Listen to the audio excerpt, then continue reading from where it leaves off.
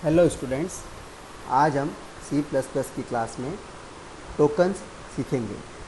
Tokens tokens C plus plus program की सबसे छोटी इकाई को टोकन कहते हैं। जब भी हम सी प्लस प्लस का प्रोग्राम लिखते हैं तो उस प्रोग्राम की सबसे छोटी छोटी जो यूनिट होती है उसको हम टोकन कहते हैं। सी प्लस प्लस में टोकन निम्न है: identifier, keyword, constant, operator, expression and data type. तो यह 6 टोकन सी प्लस प्लस में होते हैं। सबसे पहला है हमारा आइडेंटिफायर। आइडेंटिफायर यह variable name, function name, class name होते हैं। तो जब भी हम प्रोग्राम में किसी भी वेरिएबल को डिक्लेयर करते हैं तो जो वेरिएबल का नाम होता है वह वेरिएबल का नेम आइडेंटिफायर कहलाता है। यह वेरिएबल या यह आइडेंटिफायर प्रोग्रामर जो कि प्रोग्राम लिखता है अपनी आवश्यकता अनुसार क्रिएट कर सकता है। एक प्रोग्राम में हम कितने भी आइडेंटिफायर बना सकते हैं।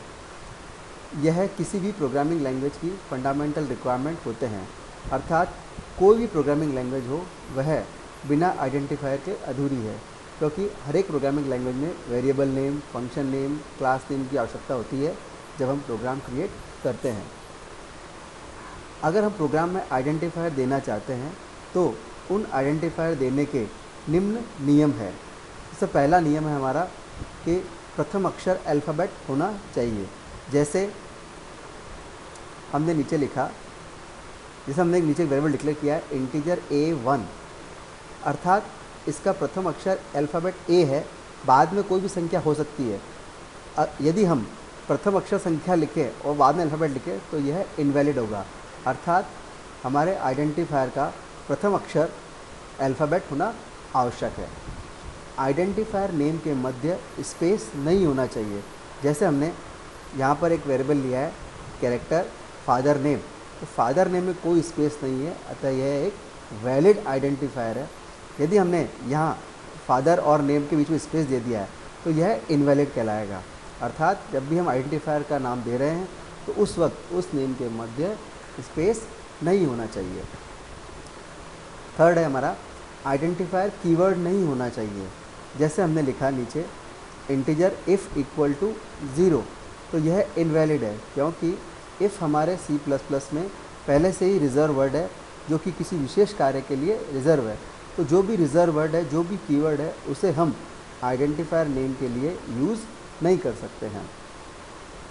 इसके पश्चात हमारा है आइडेंटिफायर केस सेंसिटिव होते हैं, अर्थात यदि हमने आइडेंटिफायर का नाम लोअर केस और अपर केस में लिखा है तो वह दोनों अलग अलग होते हैं, अर्थात लोअर केस अलग है और अपर केस अलग है। अर्थात हमें जब भी प्रोग्राम लिखना है तो आइडेंटिफायर का केस हमें ध्यान रखना आवश्यक है। आइडेंटिफायर अधिकतम 32 अक्षर तक का हो सकता है, अर्थात जब भी हम वेरिएबल का नेम लिख रहे हैं तो वह अधिकतम 32 अक्षर तक का हो सकता है। आइडेंटिफायर प्रोग्राम के अंदर यूनिक होने चाहिए।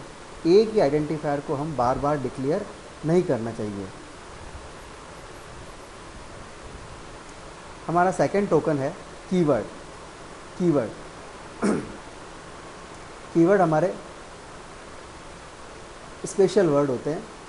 इन्हें रिज़र्व वर्ड भी कहते हैं, क्योंकि यह किसी विशेष कार्य के लिए पहले से ही सी प्लस प्लस में रिज़र्व है, अर्थात इनको जो कार्य करना है वो पहले से ही सी प्लस प्लस के अंदर रिज़र्व है।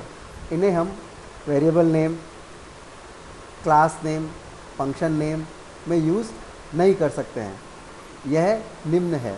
तो सी प्लस प्लस के अंदर निम्न कीवर्ड होते हैं, जैसे if, else, switch, case, default, break, go to, continue, do, void, int, char, float, double, long, short, auto, register, static, extern, public, private, protected, size of, union, enum, class, inline, virtual, friend, new और delete. यह 40 keyword सी plus plus में होते हैं, जिन्हें हम किसी भी variable name, class name या फंक्शन नेम में यूज़ नहीं कर सकते हैं, क्योंकि इनकी जो परिभाषा है वो पहले से ही किसी विशेष कार्य के लिए सी प्लस प्लस के अंदर डिफाइन है, और हम कीवर्ड को रिज़र्व वर्ड भी कहते हैं।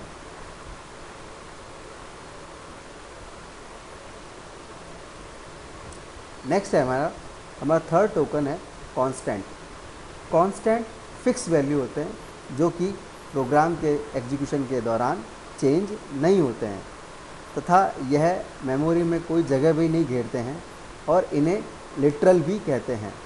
तो कांस्टेंट जो होते हैं वो हमारे फिक्स वैल्यू होते हैं जो कि प्रोग्राम के दौरान चेंज नहीं होते हैं, ना ही हम उन्हें कर सकते हैं, और तथा यह मेमोरी में कोई जगह नहीं घेरते हैं और इसे हम लिटरल भी कहते हैं।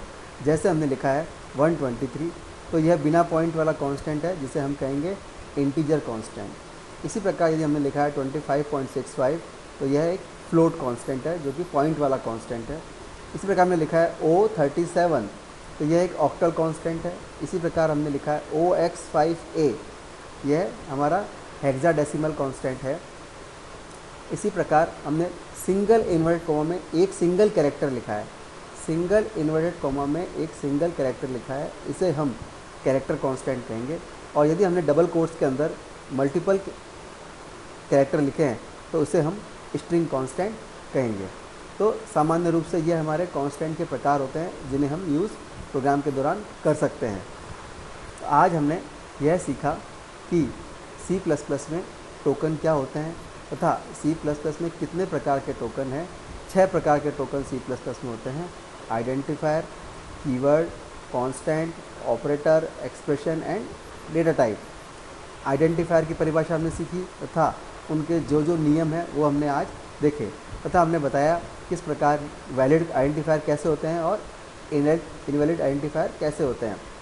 फिर उसके पश्चात हमने सीखा कीवर्ड क्या होते हैं तथा कौन कौन से कीवर्ड C++ लाइब्रेरी में अवेलेबल है। फिर उसके पश्चात हमने कहा कांस्टेंट की परिभाषा तथा कांस्टेंट के प्रकार, कांस्टेंट हम कैसे डिक्लेयर कर सकते हैं, कैसे यूज़ कर सकते हैं।